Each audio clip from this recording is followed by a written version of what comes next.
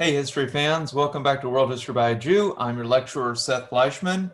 We are continuing our Samson mini-series, and thus far we've been more into the Greek world, and Mopsus has been the main character, and he'll continue to play a lead role tonight especially, but this is going to be the lecture that we transition from Mopsus maybe being the main guy to Samson being the main guy.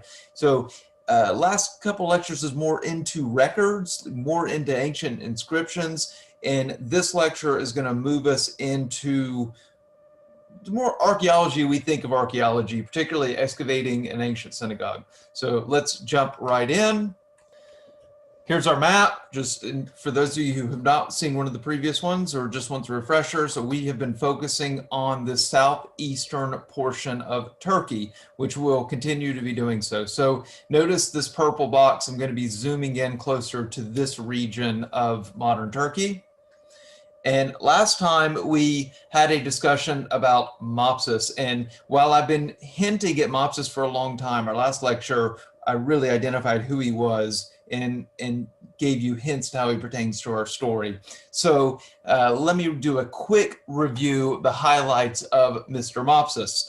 He is the first Greek mythological hero to become historical fact, and that's a big deal. Now, we've looked at multiple inscriptions that mention his house. In other words, his descendants claim to be the rulers of the Adana region in modern Turkey, that's in Cilicia.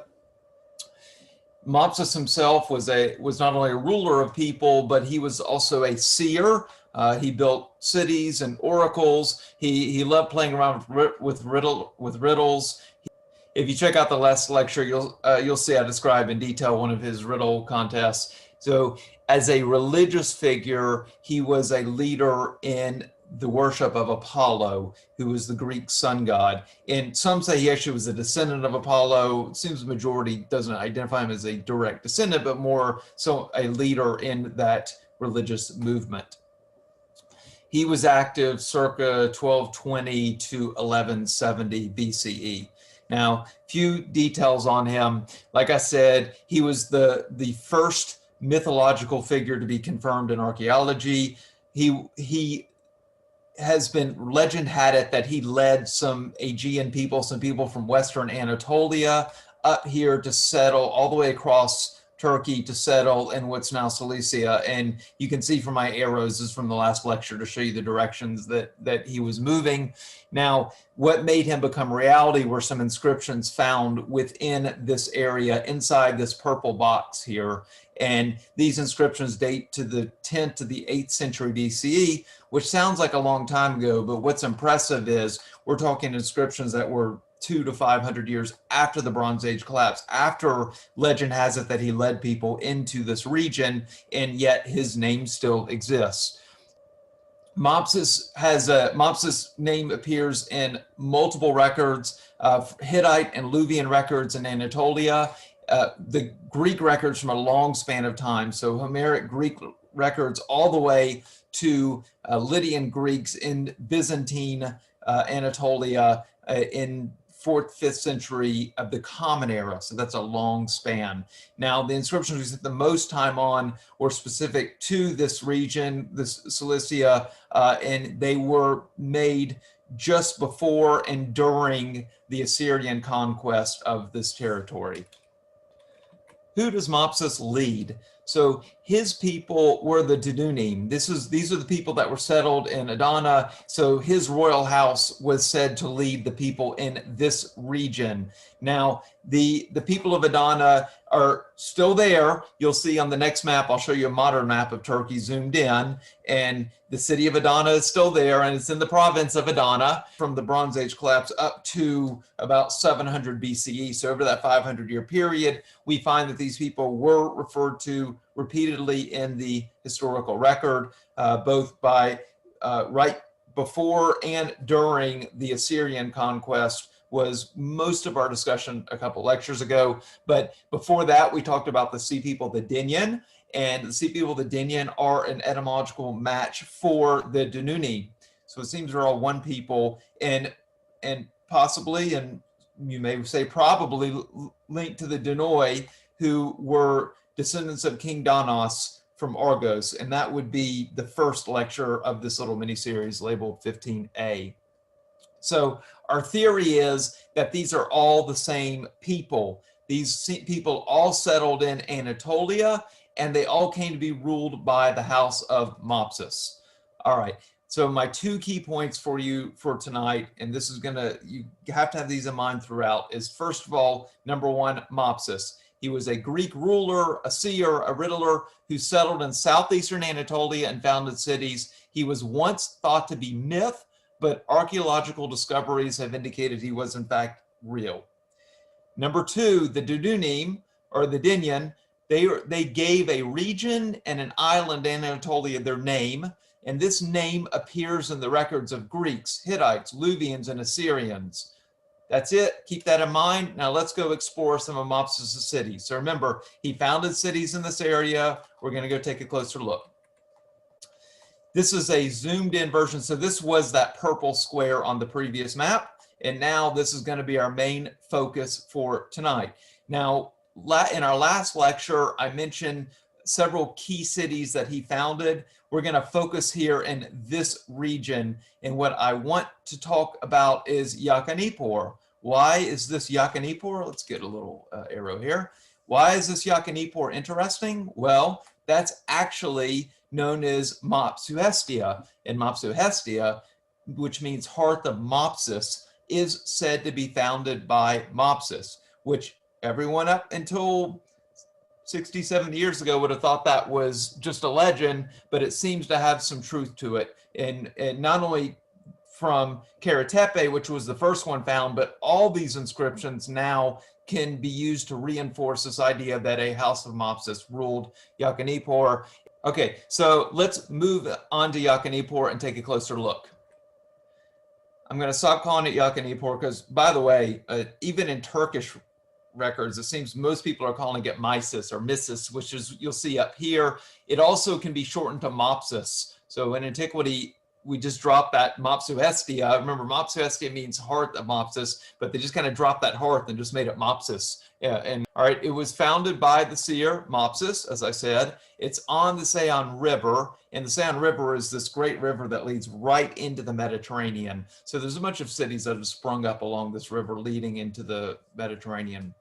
The city minted coins in antiquity, and so I intentionally grabbed some of the coins, and you'll see there, if you look at the dates here, I tried to space that a little bit so you can see that this was still the 1st century BCE. Notice that 2nd century CE, and then this is about 100 years later, also in CE. And I just wanted you to see that there's long history being a mint. I thought the coins would be something different to look at as well. You can see Mopsus written right here on this one. Now, this city's long history is amazing, right?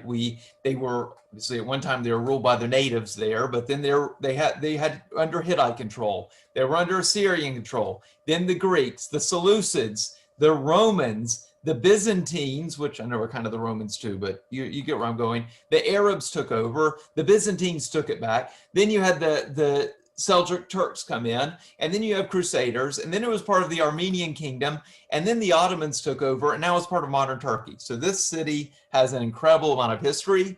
It's also known to Christian scholars. It was a very early adapter to Christianity.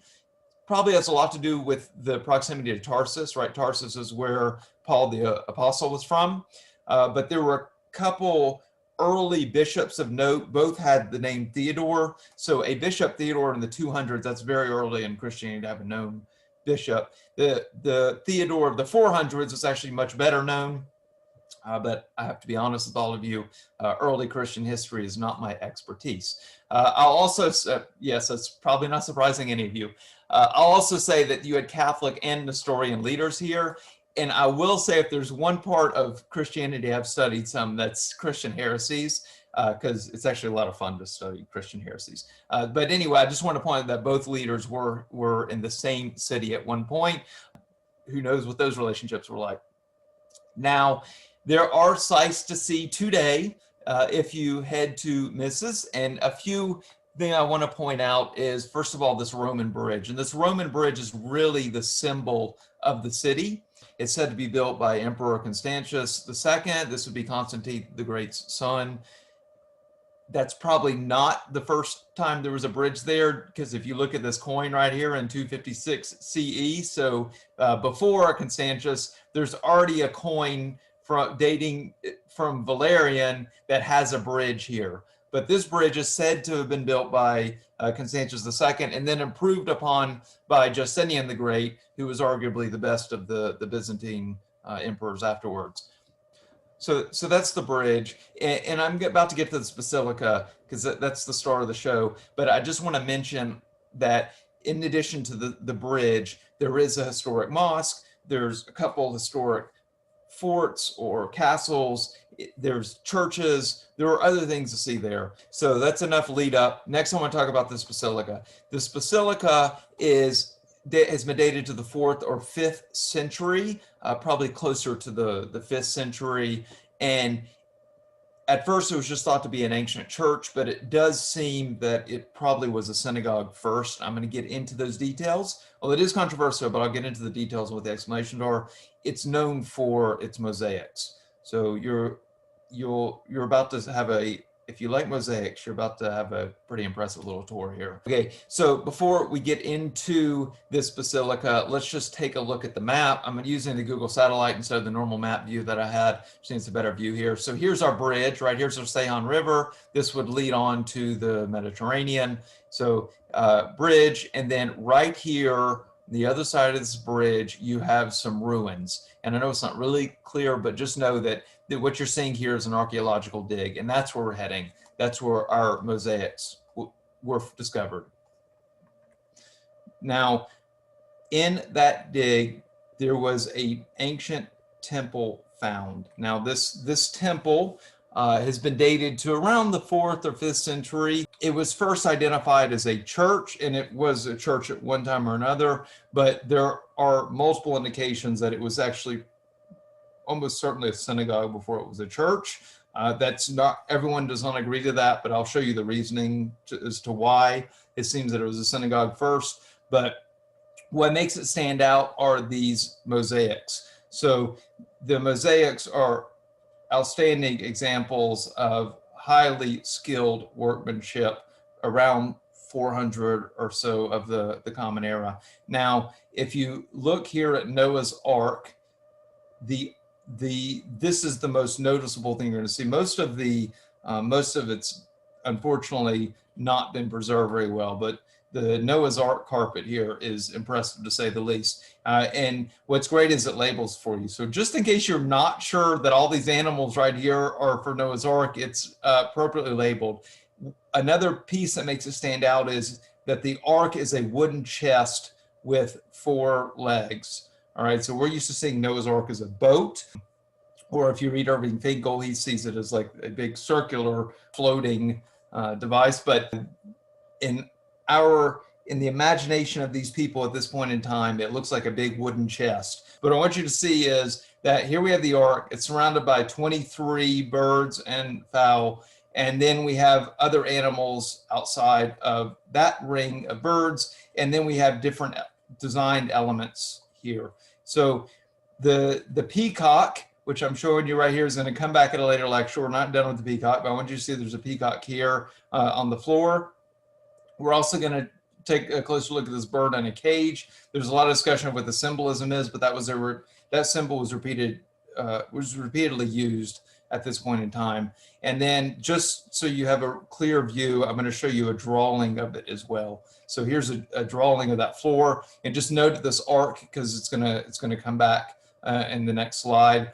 One more picture to show you though before I move on, and that is this. They liked Noah's Ark so much at this synagogue they used it twice. So in the nave, which I'll show you a diagram in just a minute, you have this original work of Noah's Ark, and then later on, a couple hundred years later, they did a second take on Noah's Ark in the same hall. Now, you can see just from the drawing, the quality has diminished greatly a couple hundred years later. But like I said down below, they like Noah's Ark so much they use it twice. Now, I want to look at a diagram of the floor. This is Noah's Ark, and here's the nave. Okay. Now, this is north, so east is the front of this synagogue or temple, I should say. But what I want to focus on is not so much Noah's Ark, but up top here, and that is under this northern aisle, there's a Samson cycle. Actually, the story of Samson is at the top. And let me, here we go. So our next slide is going to focus on just this portion, this Samson cycle, but I want to know what you're looking at before I got to it. Now, Noah's Ark does appear in other places. The Samson cycle is much more unique.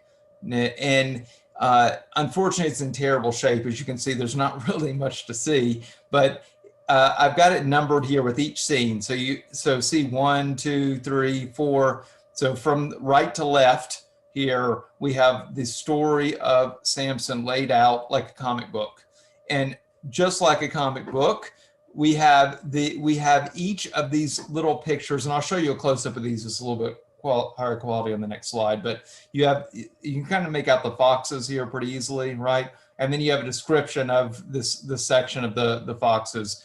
Now, the description is coming from the Septuagint, and the Septuagint, and in case you're not familiar, that was the first translation of the Hebrew Bible into Greek. And the Septuagint, the name just comes from Septuaginta, which means 70 in Latin. It was first, at least the 5 books of Moses were first put into Greek in the 3rd century BCE. You have to remember there was a very large Jewish population in Ptolemaic Egypt, and mostly in Alexandria. Now, Greek at the time was a lingua franca. Not all these Jews were observant, not all spoke Hebrew. And by the way, some people who wanted to read the Bible were what would now be called God-fearers, just people who thought the Jewish God was the right way, but didn't really convert. Anyway, in these categories, we want the Bible in Greek. So the story goes that Ptolemy II, so as in Ptolemy the First was the one who was a general for Alexander, and he founded Ptolemaic Egypt, hence the name. The kingdom was at its height under Ptolemy II, under his son, and his son was known for being a great scholar. So the story kind of works that this Ptolemy II, with the cooperation of his Jewish citizens, decided to translate the Hebrew Bible into Greek. So 72 Jewish scholars were taken, and they all went into solitude, into solitary confinement in order to translate the Hebrew Bible into Greek. And what do you know? All 72 translations come back being absolutely identical. So that's the traditional story of how the Hebrew Bible got translated into Greek. So by having this story that you have these 72 learned scholars all come back and make the same translation to Greek, you're saying that this is a very authentic translation of the Bible into Greek.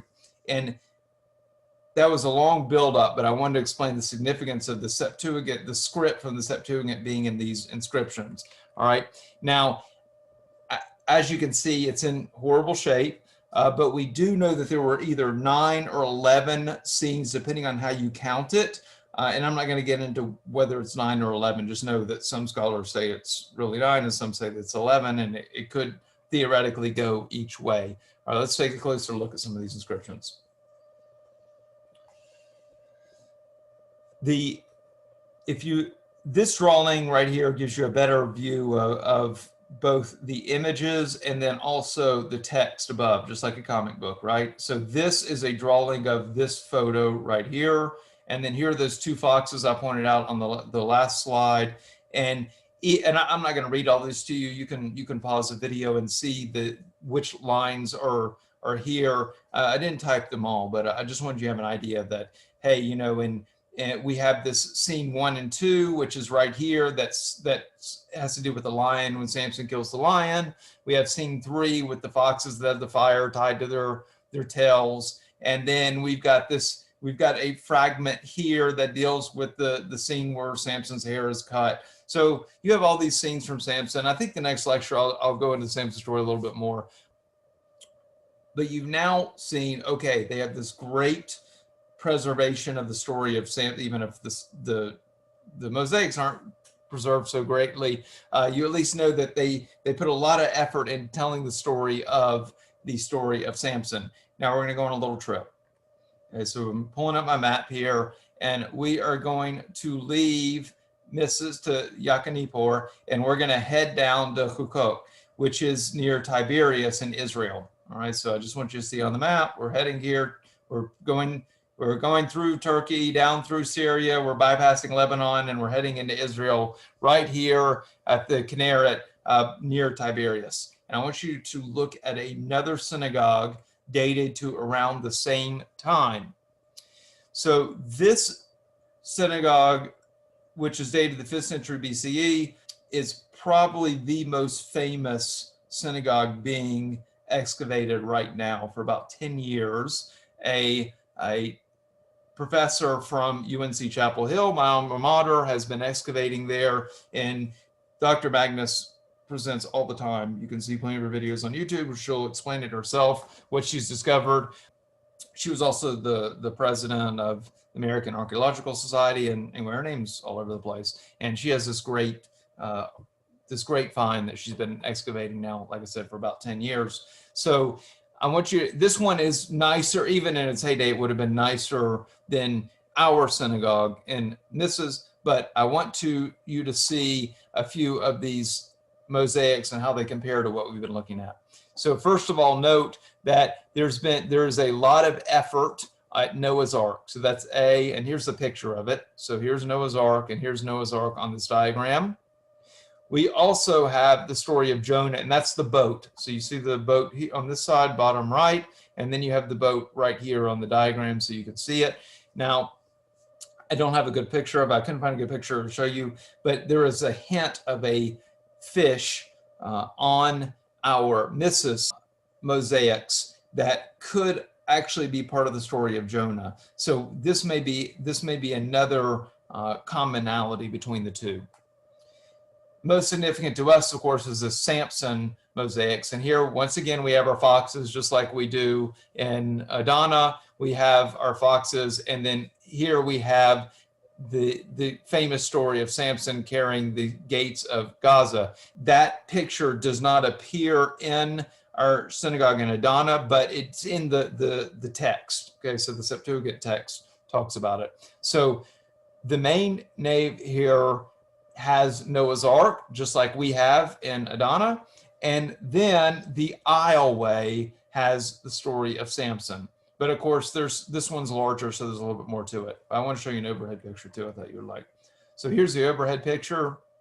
And now you're looking down into the synagogue. And if you see right here, there's your boat, right? So there's the boat in the diagram. So you can see, you don't have the whole diagram showing, but you can see that the boat matches up. And then this actually is the Tower of Babel. You can see the Tower of Babel here. Just thought you would like to see that. Okay, so why am I showing you this? What's the comparison between the two? What's the relevance? So these two synagogues, both the one in Mopsuestia and in Hukok, were built around the same time, okay? They have prominent mosaics that are similarly arranged, right? In the main nave, you have Noah's Ark featured, and then in the main aisleway, you have the story of Samson. Noah's Ark also has that chest, just like we saw in the region of Adana. And then in the Samson cycle, from the little bit we can see in Adana and the good view we have here in Israel, we know that Samson appears as a giant. And there's possibly, well, there's definitely a Jonah scene here. There may be a Jonah scene in Adana. So it seems to illustrate these common themes that these Jewish communities, although relatively far apart, particularly for antiquity, but they almost have been connected through the Mediterranean, that they would have such similar designs, both in the mosaics and also the structure of the buildings. So now we're going to take our map here because I want to head back to Adana. So we're getting back in the car, leaving Israel, driving through Syria, heading back into Turkey. And now we're going back to our synagogue. What's the big deal? Well, first of all, we have to ask ourselves, is this a synagogue or is this a church? And this I'm going to lay out the reasoning here for why it's believed to be a synagogue. First of all, there's really no Christian symbols whatsoever that's been discovered except for one bronze cross, which looks like it came much later than our original mosaics. All right. Theodosius, who was one of these famous bishops I told you about, he actually forbade figurative themes in the building. So it seems even less likely that this famous bishop is going to forbid having these figurative items in churches. And then a church is going to be built with figurative themes. Seems less likely. The building is facing east, and anyone who lives in the diaspora west of Israel knows that it's ideal that a synagogue faces east. Noah rarely appears on church floors. Okay, so Noah is a common theme in early churches, but it's not a theme that's usually used for a church floor. And then for it to be used twice on the floor in the same room gives it a special emphasis that would be unlikely for a church of that era. The captions of the Samson cycle are from the Septuagint, right? So it's the Greek version of the Hebrew Bible. Not impossible that a church would use it, but still less likely. And the Samson cycle moves from right to left, okay? So that's important because if my cycle is going 1, 2, 3, 4, 5, I'm going in the same direction as Hebrew, but Greek is like English. Greek goes from left to right. So that's another important hint.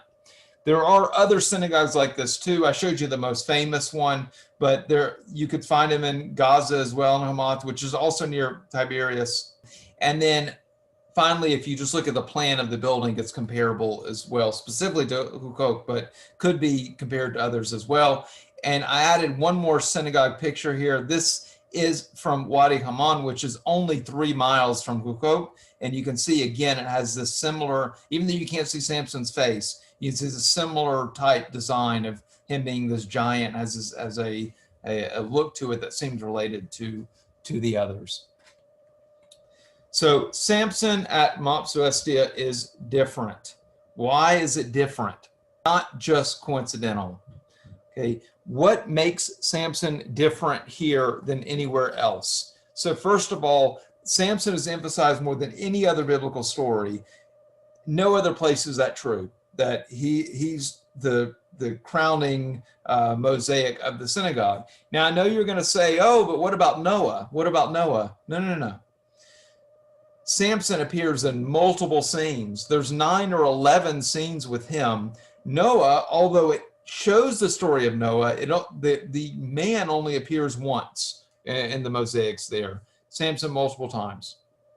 Samson is a rare motif for a synagogue, right? And a big part of that is because he's not an ideal hero, right? He's intermarries. He's chasing after Philistine women. Doesn't really make sense. He picks fights. He takes revenge on people. Not exactly your ideal religious leader you want to hold up to in a synagogue. And then to put so much effort into showing Samson at this one place, right? And the story is also in order. That's rare. You have a few scenes, like I showed you in Hukok. There's a few scenes of Samson, but not where you have the entire story lined up, by the way, following the order of Hebrew. And every scene is carefully captioned, also very unusual. You have images, right? We see Samson holding the city gates, and maybe sometimes you'll see some captions, but to have every aspect of that story like a comic book captioned, what's going on here? Why so much effort on Samson? Why here? Why in Adana? Why in a town founded by Mopsus? This is a surprise just for those of you who watch to the end. I want to give you a special preview of the next lecture, because the next lecture should be our climax of this mini-series. So I want to do a little comparison with you. Let's compare Mopsus and Samson. Number one, both were religious leaders, and they were leaders to multiple tribes, right? So if you look at Mopsus, he led a mix of Greeks into the area of Adana and then became their leader as well. Samson is connected to one particular tribe of the Israelites, but he is considered a leader to the Jews in general. Number two, they both were warriors fighting for land, right? Mopsus is trying to find a place for his people to settle, and at the same time, you have Samson fighting to establish his people against the Philistines and the kingdom of Israel, or soon to be kingdom of Israel. They both had people on the move, right? We know Mopsus led people across Anatolia, whereas Samson, his people were forced to move from the coast of the Mediterranean up far north of what's now Israel. Both were intermarried with their neighbors. Okay, so we talked last time about Mopsus marrying Pamphile, and of course there's a region of modern Turkey named after her as well, whereas famously we have Samson marrying Philistine women, which are intermingling with fierce Philistine women, which doesn't make rabbis very comfortable, right? Now we're going to be moving into some more specific, right? Those first four are a little bit general, but let's talk about what specifically makes these characters interesting. One is they both loved riddles, and they both were recorded to be in riddle contests. All right, let's be a little bit more specific. They both led fighting in Philistia, right? Remember, Mopsus led this expedition to Ashkelon, and and at the same time, we know Samson also was fighting in Philistia repeatedly against the Philistines. Very specifically, both of them destroyed a Philistine temple. And in fact, by the way, one of the legends, I didn't get to it, Mopsus actually may have died in Philistia and not fighting Amphilochus, but that was more details than you need. But we do know in the Samson story for sure he died destroying a Philistine temple. Now we're going to get really specific. Mopsus was said to be a descendant by some, probably not, but clearly was an adherent to the Greek sun god. That's Apollo. Samson's name comes from the Hebrew Shemesh. Okay, so what is Shemesh in Hebrew? By the way, Shimshon, so is his Hebrew name. Where does Shimshon come from? It comes from Shemesh, which means sun. So they're both connected to the sun. And then here's the kicker. You ready for the kicker? I think all of you see this coming now. Do you know what tribe Samson is from? Mopsus was a leader of the Danuni, or the Danoi in Greek. Samson was the leader of the Danites. Are they the same? So, I'm going to ask everyone not to comment on this on the YouTube channel. Okay, this last slide, everything else you can comment on, but this last slide, do me a favor, don't comment on it, because I kind of want it to be a surprise for the people who haven't been watching it through. This is just a present for those of you who did watch it all the way through. Next time, we'll be discussing the secret origin of the tribe of Dan. Hope you enjoyed it. I think I gave you a little bit to think about. It may take me a week and a half, 2 weeks to get the next one out, but I have a special. It's going to be a short special, a 5 or 10 minute little special I'll put out in the meantime to give you something next week while I'm working on the grand finale of our mini series. If you want to help me out, please like the video, subscribe to the channel. Want to really help me out, share with your friends. And if you want to know more, feel free to get on to the weekly email. Look forward to seeing you again next time.